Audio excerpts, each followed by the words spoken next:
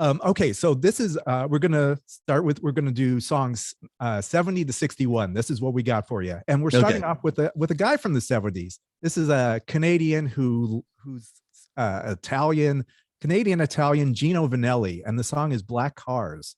I kind of like this song. It's although it is super 80s this sound, but I started listening to a lot of Gino Vannelli after listening to this song. Really? Yeah. He was actually kind of into Gino Vannelli before that. His album tracks would show some interest, but the hits were a little bit more on the AC side. And I don't know if you remember the skit spoofing him in SCTV. Yes. I was Dave's favorite.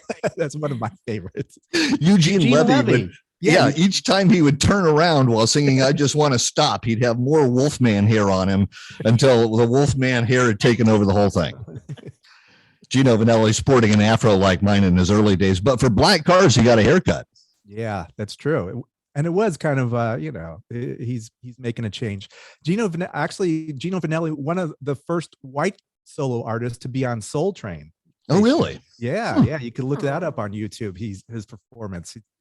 He's kind of like a balladeer, but soulful. He had a soulful sound. Well, like I said, I also thought he had some interesting stuff going on the albums, but yeah, the hits were pretty much steered towards AC for the most part. Now this is hyper synthesized, and I must admit that to refresh my memory on these songs, I went back and looked at the videos. Yeah, good. Which is I don't know who came first, Gino Vannelli with Black Cars or Robert Palmer with Addicted to Love in those videos, but they seem to have hired the same models with the lipstick.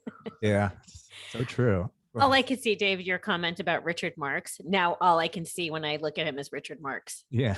In this video in particular. Yeah.